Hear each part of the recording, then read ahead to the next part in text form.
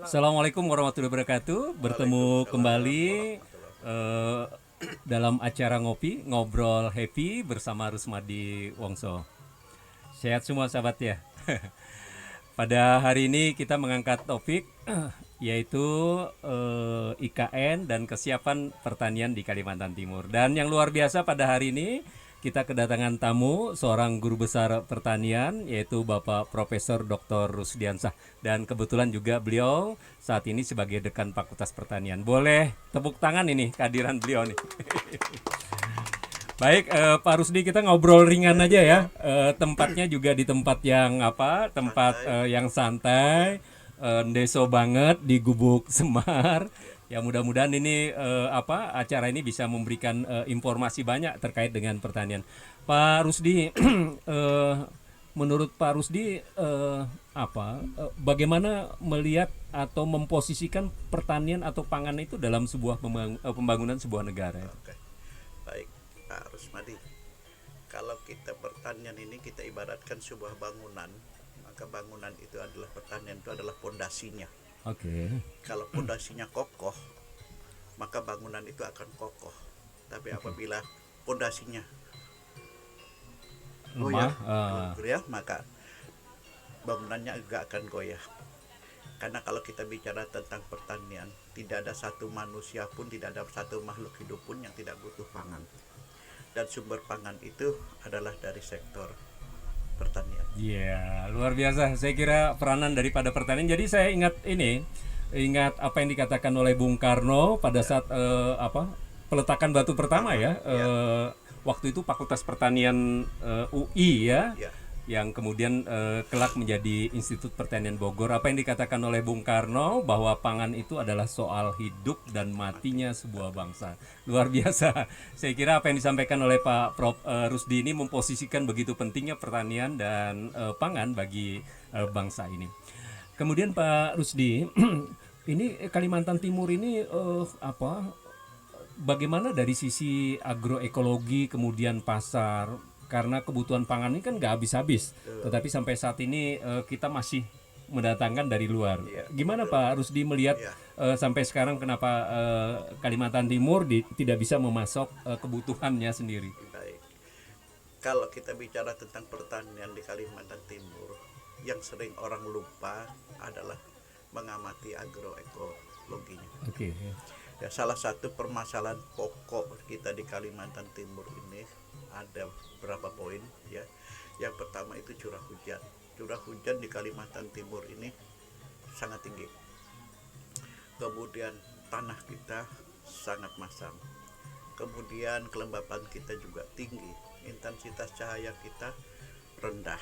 Ya, lama penyinaran kita pendek. Oke. Dan itu semua berpengaruh pada pertumbuhan tanaman.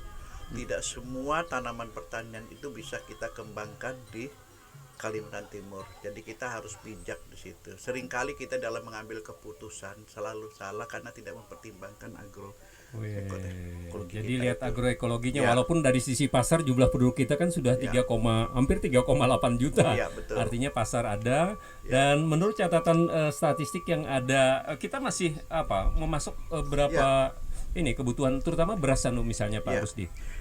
Salah satu bahan pangan utama yang kita harus mendatangkan dari luar adalah beras. Oke. Sampai saat ini data yang saya hitung, kebetulan saya lagi membuat laporan tentang kebutuhan beras kita di Kalimantan Timur. Kalau kita lihat Kalimantan Timur itu saat ini Kaltim hanya mampu memenuhi sekitar 38% dari kebutuhan beras Wah, baru masyarakat 38% Kaltim. Ya. ya. Sisanya dari mana aja itu Dan Pak Rusdi? itu belum termasuk kebutuhan para pekerja yang datang di IKN, Oke. yang cuma datang tidak bawa apa-apa, ya ikut makan begitu. Jadi, nah, mau tidak mau kita harus datangkan dari Sulawesi. Oke.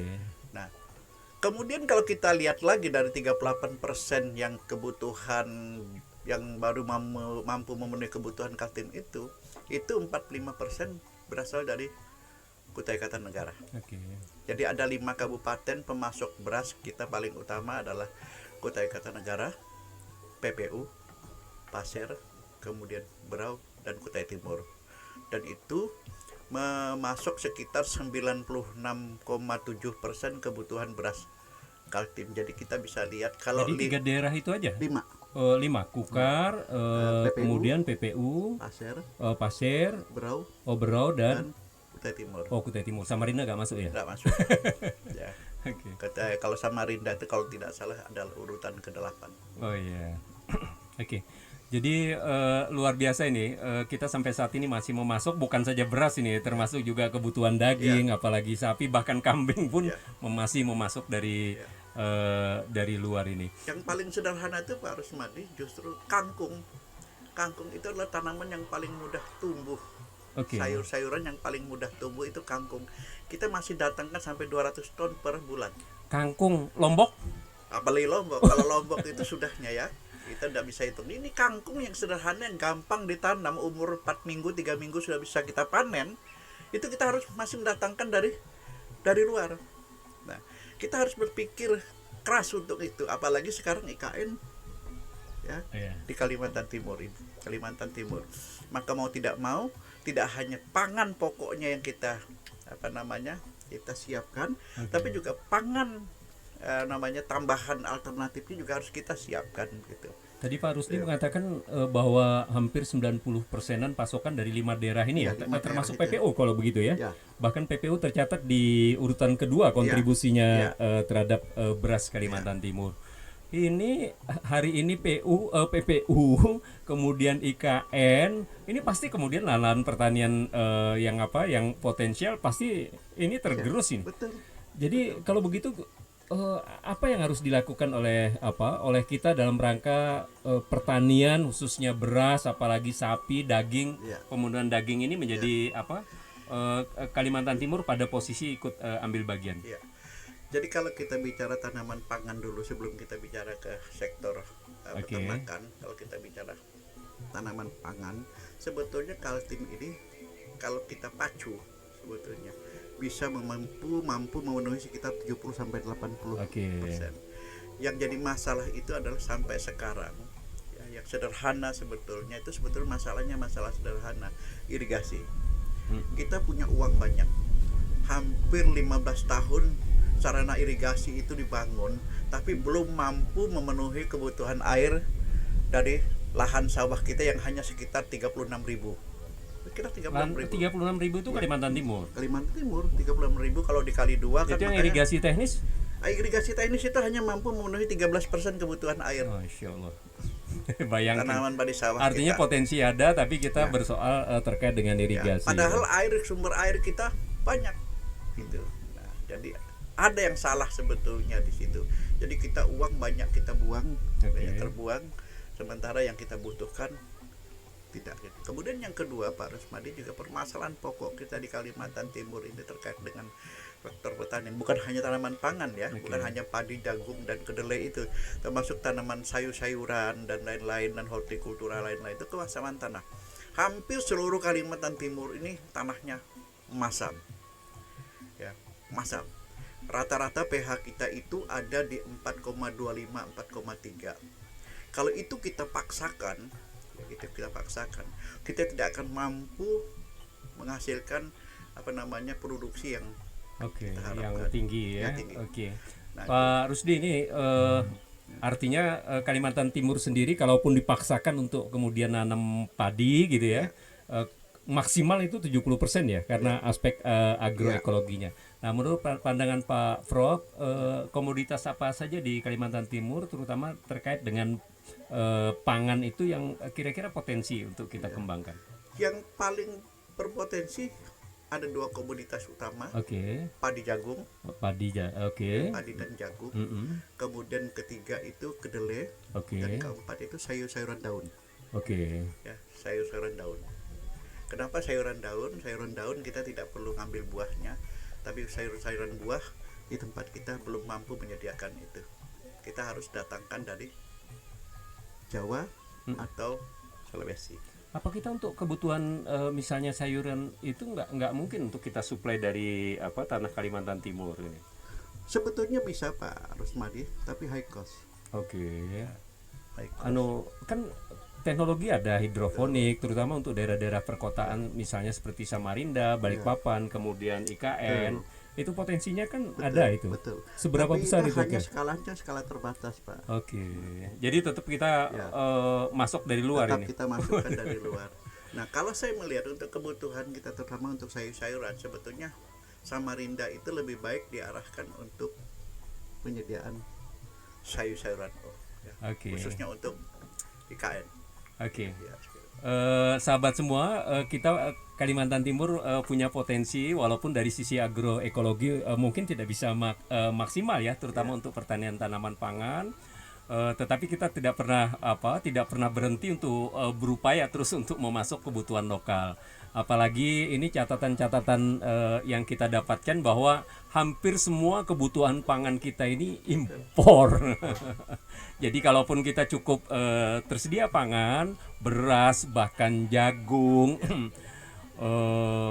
kecuali ikan ya, untuk Kalimantan Timur aman ya, melebihi daripada kebutuhan. Baik, Bapak Ibu sekalian, sahabat semua, saya kira untuk segmen pertama ini cukup ini, karena saya dan Pak Prof, apalagi di udara yang segar di Gubuk Semar di tengah sawah ini juga perlu untuk ngopi ini. Baik, kita istirahat sejenak. Terima kasih.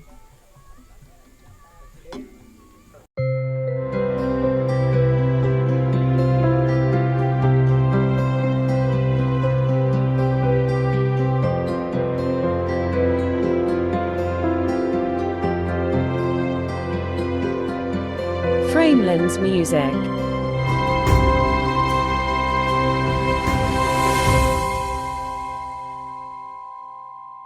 Baik, tapi sebelum kita lanjutkan, bagus kita kalau ngopi ini ngeseruput. nyeruput. Beda kalau di tengah sawah ya, ngeseruputnya. Bismillah. Baik, Pak Rusdi, ini karena di tengah sawah kita obrolannya nggak usah berat-berat, tapi paling tidak memberikan inilah ya, catatan, pandangan bagi ya semua kita, terutama masyarakat Kalimantan Timur, terutama masyarakat pertanian ini. Pak Rusdi, kita ini kan sudah ditetapkan Kalimantan Timur sebagai IKN ini. Tentu ya jumlah penduduk semakin besar, ya kita tidak mau kemudian kita Kalimantan Timur tidak memanfaatkan peluang yang besar ini.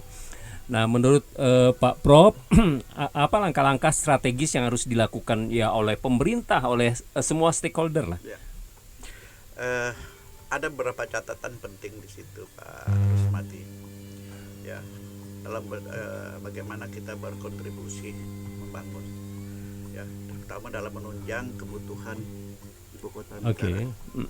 Jadi khusus di sektor pertanian itu tidak bisa kita kerja sendiri-sendiri. Ya, harus bergandeng tangan, mulai dari KTNA-nya, kemudian penyuluhnya, semua masyarakat yang penggiat pertanian itu harus ikut serta. Ada catatan penting yang nanti dalam upaya kita membangun KN ini, jangan biarkan bukaan lahan itu terbengkalai. Ya, manfaatkan setiap jengkal tanah itu untuk tanaman. Ya, Pak Rusdi tadi bilang faktor utama harus bergandengan tangan ini ya, harus kerjasama. Ya. Yang namanya koordinasi, sinergi. Ya. Kadang-kadang sampai saat ini masih sebatas. Itu yang jadi masalah sampai sekarang. Orang lebih mengutamakan ego. Masih ada nggak ego sektoral tuh sampai sekarang? Masih, sangat dan sangat terasa. Dan itu yang menyebabkan kita sulit membangun pertanian yang maju di Kalimantan Timur. Ini beda. Saya kasih contoh di Jawa. Antara petani dan penyuluh itu punya hubungan yang erat. Bahkan penyuluh itu mencarikan pasarnya, kemudian mengatur waktu tanamnya, sehingga petani itu tidak harus menanam tanaman yang sama dalam waktu yang sama, tapi dengan waktu yang berbeda, sehingga kebutuhan itu bisa terus dipenuhi. Dan mereka petani membayar kepada penyuluh itu setiap informasi yang diberikan penyuluh itu. Jadi penyuluh itu digaji oleh petaninya, dan itu yang belum saya temukan di sini. Padahal itu bisa kita lakukan di sini karena kita di sini lahan pertanian kita belum luas, Oke. kemudian masyarakat kita, penduduk kita belum banyak, dan itu sebetulnya bisa kita lakukan. Oke. Nah, peran penting KTNA juga di situ sebetulnya sangat kita butuhkan, ya, sebagai tidak hanya sebagai penyampai informasi dan segala macamnya, peran teman-teman di KTNA itu juga sangat perlu. Saya pingin kemudian teman-teman di KTNA itu lebih sering di lapangan. Oke, jadi ini persoalan komitmen, persoalan koordinasi, sinergitas masih menjadi persoalan ya. Ya. Atau boleh saya katakan nggak masing-masing stakeholder ini berebutan untuk mendapatkan legitimasi, Ya. lupa dengan tujuan untuk untuk menyediakan pangan yang cukup bagi masyarakat. Boleh begitu Pak Jalan Rusdi? sendiri-sendiri. Wah, ini saya kira itu poin penting dari Pak Prof. Jadi komitmen bukan komat kamit, tetapi komitmen yang memang berangkat dari niat yang ikhlas untuk memajukan pertanian di Kalimantan Timur. Ada aspek lain nggak Pak yang harus kita siapkan berkaitan dengan pertanian, terutama menghadapi IKN ini? Terutama sumber daya manusia kita.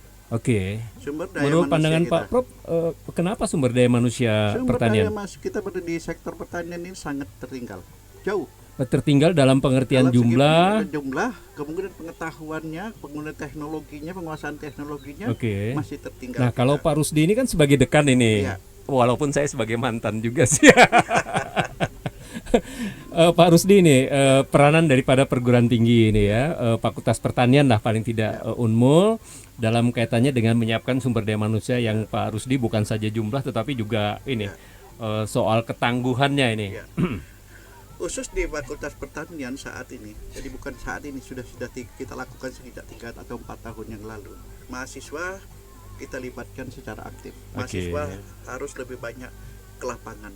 Mahasiswa kita titipkan ke petani-petani ya, untuk tinggal di tempat petani, untuk belajar dengan petani, mulai bangun tidur sampai kembali tidur dalam bentuk praktek kerja lapangan maupun KKN. Jadi pertanian itu sekarang kita tidak terikat dengan KKN reguler, tapi kita lakukan KKN mandiri. Kapan aja itu Ya, KKN-nya? jadi kalau KKN mandiri itu kapan saja mereka siap, kita bisa. Dan kita, karena saya kebetulan punya kontak baik banyak dengan kelompok-kelompok tani, jadi kita bisa masukkan. Makan target saya ke depan itu setiap rumah nanti akan diisi 2 mahasiswa.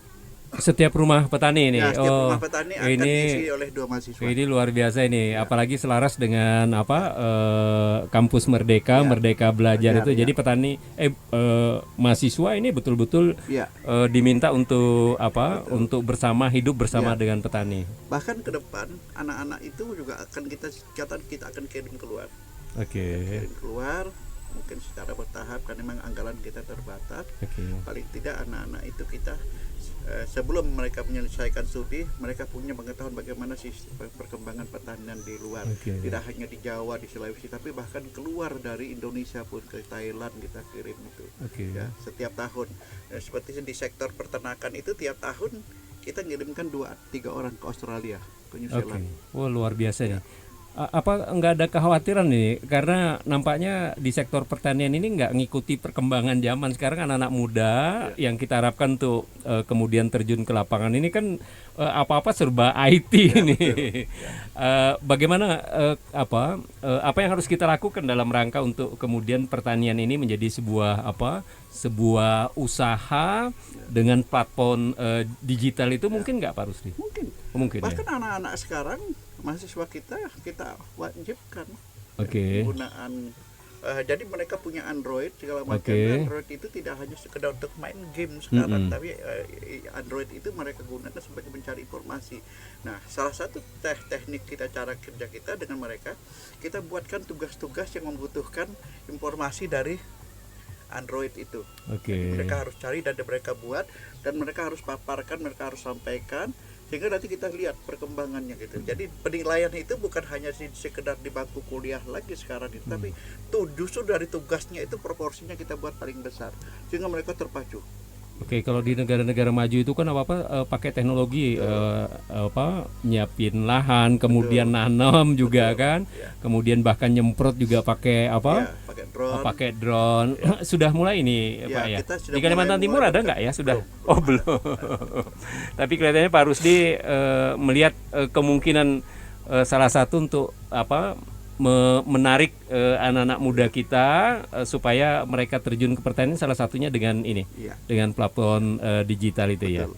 Baik, Pak Rusdi ini sebelum kita akhiri, di antara sejumlah persoalan faktor yang disampaikan oleh Pak Rusdi, mulai dari infrastruktur terutama irigasi yang kurang, kemudian pemahaman kita soal soal koordinasi, sinergitas, termasuk sumber daya manusia. Di antara sejumlah faktor itu kira-kira apa faktor yang paling sulit untuk pertanian ini bisa maju ke depan? Faktor lingkungan. Faktor lingkungan. Yang kedua kalau boleh misalnya faktor lingkungan, karena kalau sudah lingkungan kita ini kan harus tunduk apapun yang jadi keputusan Allah Subhanahu wa taala, Tuhan yang Maha Esa. Faktor kedua kira-kira Pak? Faktor sumber daya manusia. Oke, jadi persoalan SDM ini memang persoalan yang luar biasa. Sumber daya manusia kita di sektor pertanian ini terus mengalami penurunan. Ya, jumlah rumah tangga petani kita terus berkurang, kemudian nilai tukar petani kita juga terus berkurang. Oke. Gitu ya. Dan itu perlu menjadi catatan penting kita bila suatu saat kita melakukan diskusi seperti ini. Oke. Kemudian yang ketiga yang paling penting adalah imtaknya, Pak. Oke. Nah, jadi kita jadi petani ini juga harus memahami itu, bahwa ingat bahwa tanaman yang kita tanam itu bukan milik kita.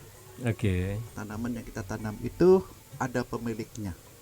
Maka kalau ingin mendapatkan hasil yang baik, maka mintalah pada pemiliknya. Nah, kalau tanaman kita berbuah baik, maka yang membuahkan tanaman kita itu bukan kita, tapi ada yang membuahkannya. Oleh karena itu, luar biasa jika ini. ingin dapat buah yang banyak, buah yang baik, buah yang sehat, buah yang bagus kualitasnya, minta pada pemiliknya.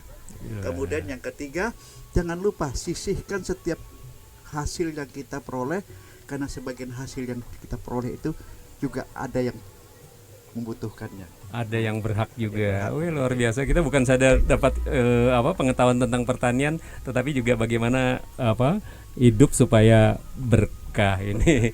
Baik, Pak Prof Rusdiansa, sahabat semua yang berbahagia, saya kira ini obrolan kita tidak perlu lama-lama ya, tetapi sesuatu yang kita dapatkan bahwa tadi Pak Prof mengatakan bahwa persoalan pertanian ini adalah persoalan yang terkait dengan hidup dan kehidupan manusia. Kita memposisikan pertanian, apalagi Kalimantan Timur hari ini ke depan menjadi IKN, pertumbuhan penduduk banyak, meningkat pesat, tentu tidak ada pilihan.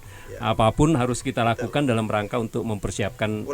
Oke, ya sekaligus closing statement Pak Prof. Satu hal yang paling penting jadi catatan kita semua, jika kita bergerak di sektor pertanian, jangan menjadikan diri kita sebagai manajer. Oke. Ya, jadikanlah diri kita sebagai pembantu. Tanaman itulah manajernya. Jadi tanaman yang mengatur kita. Tanaman yang mengatur kita. Jadi setiap apapun kebutuhan tanaman, jika ingin dapatkan hasil yang baik, penuhi kebutuhannya, insya Allah kita akan dapat hasil yang baik. Iya, ini filosofi kalau mau berusaha pertanian ya. Kita sebagai pembantu, manajernya adalah pertanian. Kita harus tahu apa yang dibutuhkan oleh tanaman.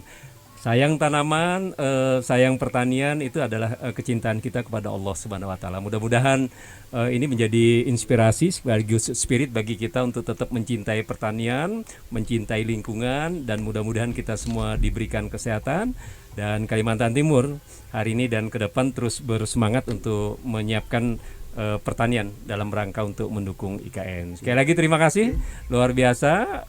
Jangan lupa untuk tonton terus YouTube podcast Ngobrol Happy bersama Rusmadi Wongso. Terima kasih Pak Prof Rusdiansa.